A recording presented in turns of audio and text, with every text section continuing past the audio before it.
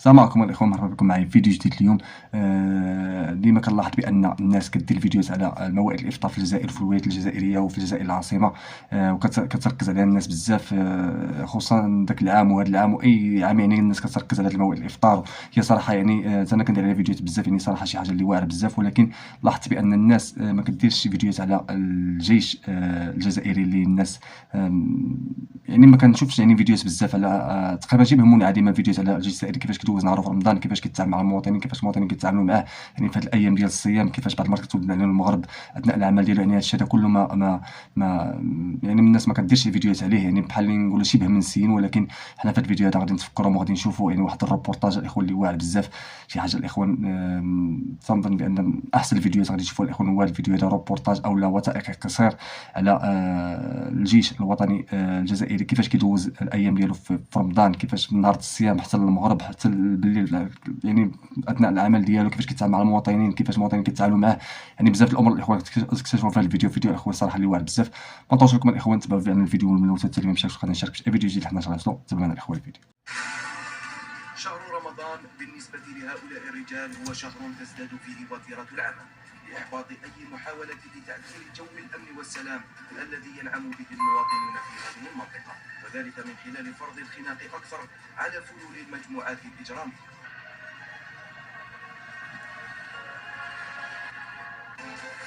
فرغم الصيام وصعوبة ميدان العمليات إلا أن هؤلاء المغاوير يواصلون أداء مهامهم بكل عزم واحترافية من أجل توفير الأمن للمواطنين.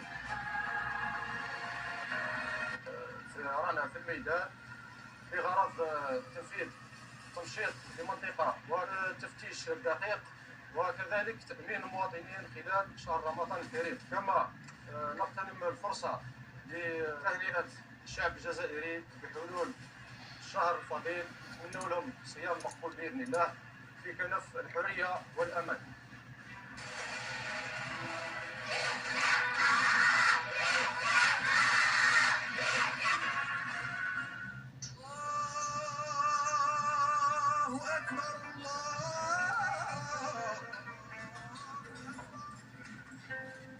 عدنا إلى مقر الفوج الرابع من ظليين مغاوير لنعيش أجواء رمضانية عائلية رغم بعد هؤلاء الأبطال عن عائلاتهم.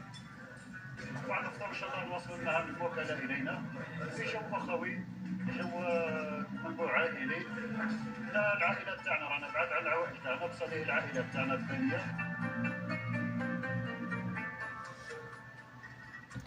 يعني كتلقاهم اول حاجه بعد على العائله ديالهم، يعني كيدوز الشهر مع العائله ديالهم، يعني ماشي تيخدم بالنهار وكيمشي. يعني كتلقاهم يعني في الحدود اولا في يعني في البريه، يعني ما كيشوفوش العائله ديالهم. هادي من جهه، ومن جهه واحده اخرى يعني كتلقاهم كيما تشوف بالنهار بالشمس، كتلقاهم يعني هازين واحد الشكاكر اللي ثقالين وحوايج ثقال والصباط والشمس، يعني وغادي بحال اللي كيتحاربوا. يعني كيدوزوا النهار ماشي يعني غير جالسين اولا حاضرين الحدود يعني بعينيهم ولا شي حاجه، يعني خدامين. يعني صراحه تبارك الله على هاد الناس هادو.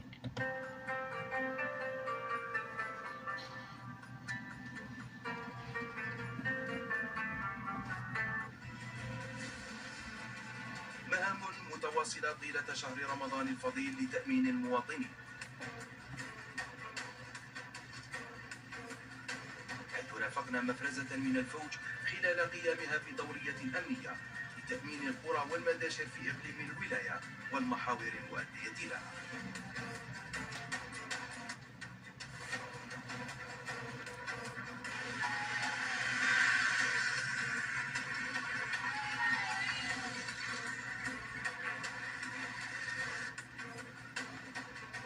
حين صادفنا مواطنين تعطلت سيارتهم وقت الإفطار، تدخل أفراد المفرزة لمساعدتهم في صورة تعكس وبصدق تلك اللحمة الصلبة التي تجمع الشعب بجيشه.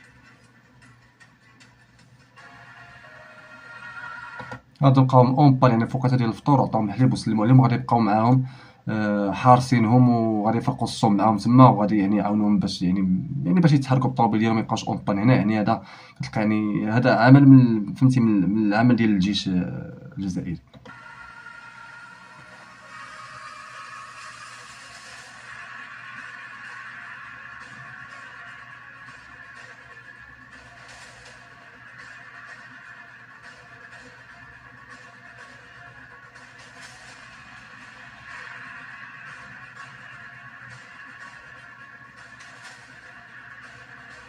ونشوفوا خاوتنا.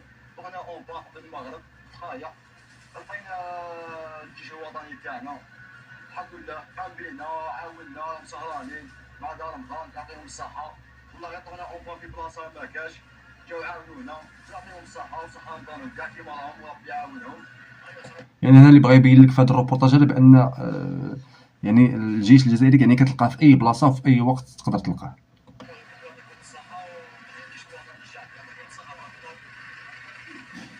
يعني واخا رمضان كما قلت لكم تلقاه في اي بلاصه في اي وقت، واخا يعني رمضان واخا الصيام في وقت الفطور، يعني ما كاينش تقول وقت الفطور ما غاديش نلقاهم ولا شي حاجه، ولا نلقاهم مشغولين تيفطروا ولا شي حاجه. في اي وقيته تلقاهم في وقت الفطور بالليل بالنهار في اي وقت.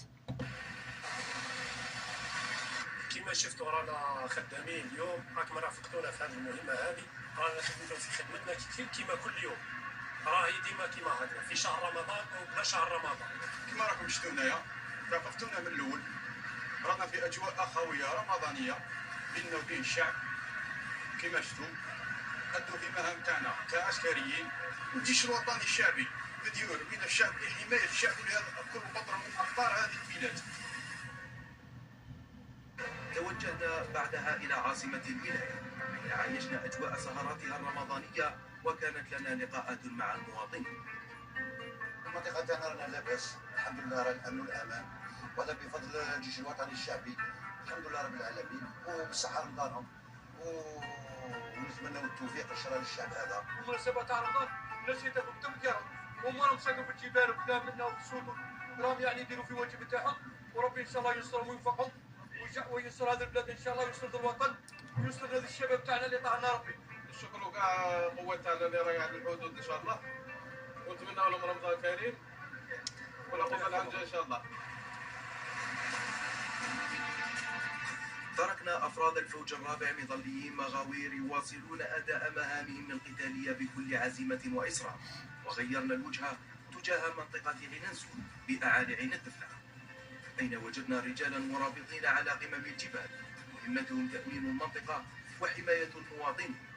إنهم رجال الكتيبة 17 الخفيفة للمشاة. خلال شهر رمضان معظم كسائر أيام الأشهر نقوم بتكثيف الأعمال القتالية بفضل الخناق على الجماعات الإرهابية للقضاء النهائي عليها وتوفير الأمن والاستقرار للمواطنين خلال أيام شهر رمضان. الحمد لله الجيش راه يعني قايم بالدور تاعو على كل حال، راه هو اللي راه يعني قايم بالبلاد. سمعت الجيش هو اللي صاحب البلاد، الكادر تاع البلاد هو الجيش، والجيش راه لينا، حنا للجيش والجيش لينا، والجيش تاعنا. وهذا المره بين لنا باللي الجيش وقف مع الشعب تاعو. تركنا ولاية عين الدفلة متوجهين إلى جنوبنا كبير لنحط بولاية وادي سوف الحدودية. هذه الولاية المتاخمة لحدودنا الوطنية التونسية تتربع على مساحة شاسعة، وهو ما يتطلب من وحدات جيشنا الوطني الشعبي تكثيف جهودها في الميدان من أجل حماية شريطنا الحدودي وتوفير الأمن للمواطنين بهذه الولاية.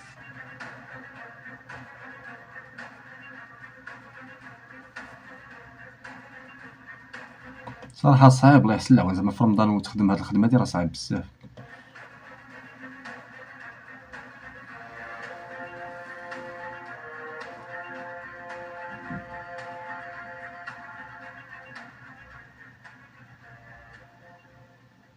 فهذه العمليات الميدانية من شأنها توفير جو آمن خاصة خلال هذا الشهر، وهو ما لاقي استحسانا كبيرا لدى مواطني الولاية. الحمد لله يعني في هذا الشهر كما رانا نشوفوا في هذه الحواجز الأمنية وهذه كلها يعني هي تطمينات للمواطنين، والحمد لله يعني نتحركوا بكل حرية وننعم بالأمان والأمن والحمد لله رب العالمين. امن لا يمكن ان يتاتى الا بوجود جيش قوي اللي من ضمن المهام الاساسيه تاعه هي حمايه الوطن من كل الاخطار المحدقه. ربما احنا رانا نشوفوا الوضع تاعنا بالنسبه شرق غرب جنوب، التحولات الحاليه حتى في الايام هذه وين يعني كل القوى العالميه متكالبه على الجزائر.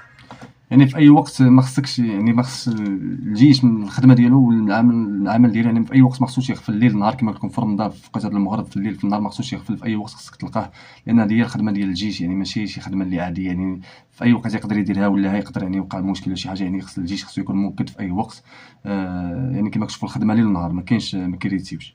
فبالتالي احنا املنا في الجيش تاعنا اللي هو حامي الحماة واللي هو الضامن الوحيد للامن واستقرار البلاد هذا. توجهنا بعدها صوب بلدية طالب العربي الحدودية لنعايش يوميات أفراد المجموعة 15 لحرس الحدود ونرافقهم في مهامهم اليومية خلال هذا الشهر الفضيل. خلال المهمة يتم رصد سيارة تتحرك بسرعة فائقة فيتم توقيفها ليتبين أنها حالة استعجالية لمواطن تعرض للسعة عقرب، وهو ما تطلب من أفراد المجموعة تقديم المساعدة اللازمة في الحين.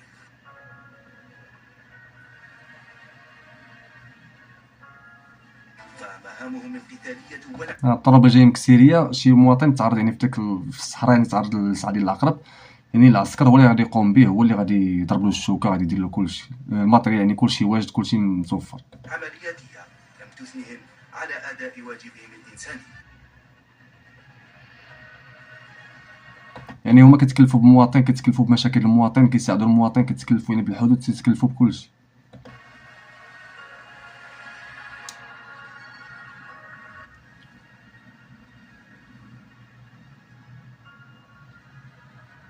ونتمنى لكم رمضان كريم وكل عام وانتم بخير.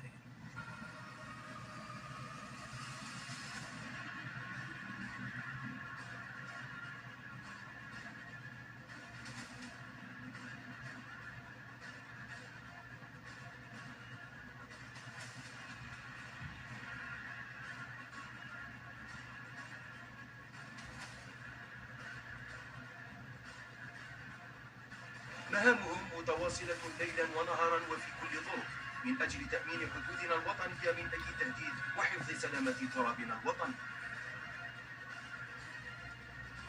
غادرنا ولاية الوادي متجهين شمالا صوب ولاية تيبازا ساحلية لنحط بمدينة شاشا، أين رافقنا وحدة من حرس السواحل لقواتنا البحرية خلال مهامها اليومية في هذا الشهر الكريم.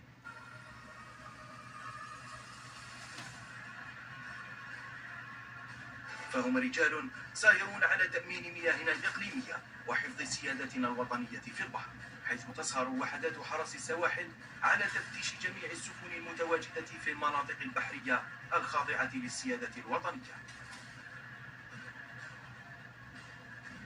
خلال تواجدنا رفقة حرس السواحل في دورية استطلاعية في مياهنا الإقليمية، تلقى طاقم السفينة نداء استغاثة من سفينة صيد ليتدخل طاقم السفينة لتقديم يد المساعدة.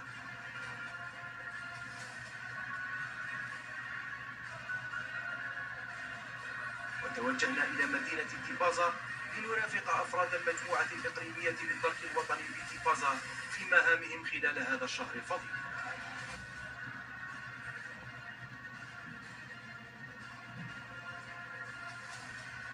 حيث رافقنا أفراد المجموعة خلال القيام بحواجز أمنية لتأمين المواطنين خلال هذا الشهر الفضيل.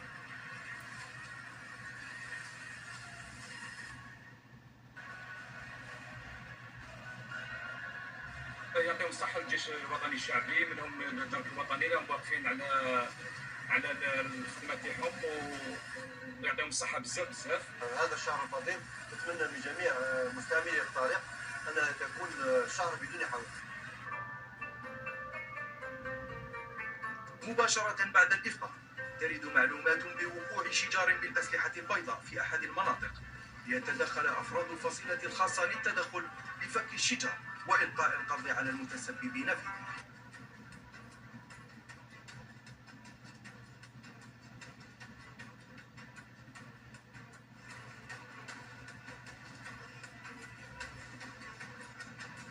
مهامهم متواصلة لتأمين المواطنين وتوفير جو آمن خلال هذا الشهر الفضيل، وهو ما لقي استحسانا كبيرا لدى المواطنين.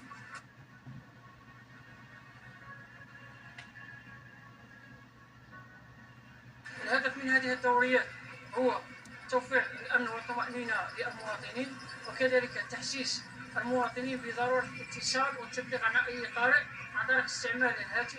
الرقم الاخضر الخاص بالدرك الوطني 1055.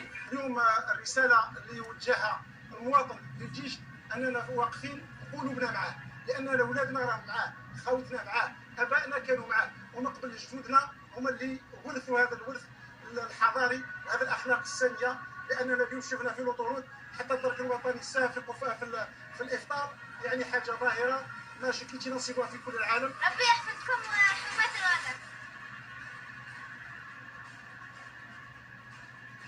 هي إذا جهود حثيثة يبذلها أفراد الجيش الوطني الشعبي سليل جيش التحرير الوطني حماية للوطن والمواطنين، فهم حماة الوطن ضد أي تهديد مهما كان مصدره ومهما كان نوعه. رجال قدروا حجم المسؤولية الملقاة على عاتقهم، فكانوا وبحق درع الأمة وحصنها الحصين. هذا كان فيديو الاخوان. نتوما شفتوا يعني الجيش الجزائري يعني كيقوم بالواجب ديالو يعني في رمضان، يعني بحال الايام العاديه، بحال يعني رمضان ليل ونهار، يعني في الشمس، في وقت الفطور خدام والفطور خدام يعني في اي وقت. وزيد على هادشي بان بعيد على الاهل ديالو والعائله ديالو، يعني هادشي الاخوان صراحه صعيب بزاف على هاد الناس هادو، خدمه الاخوان اللي صعيبه بزاف ومسؤوليه كبيره بزاف. المهم الاخوان فيديو الاخوان كان واعر بزاف وثائقي كان واعر بزاف، نتمنى الاخوان يكون عجبكم. احنا شاركنا معكم يعني الجيش الجزائري كيفاش كيدوز يعني رمضان ديالو يعني اثناء العمل ديالو. يعني ما نسيناش هذا الجيش هذا، ما نسيناش، لان كما قال واحد المواطن بان الجيش من الشعب والشعب من الجيش. المهم الاخوان ما نطولش عليكم، نتمنى الاخوان يكون عجبكم الفيديو. اللي ما مشاركش في القناه يشارك في اي فيديو جديد، حنا نشارك. الله يحفظكم، فيديو جديد حنا نشارك ان شاء الله.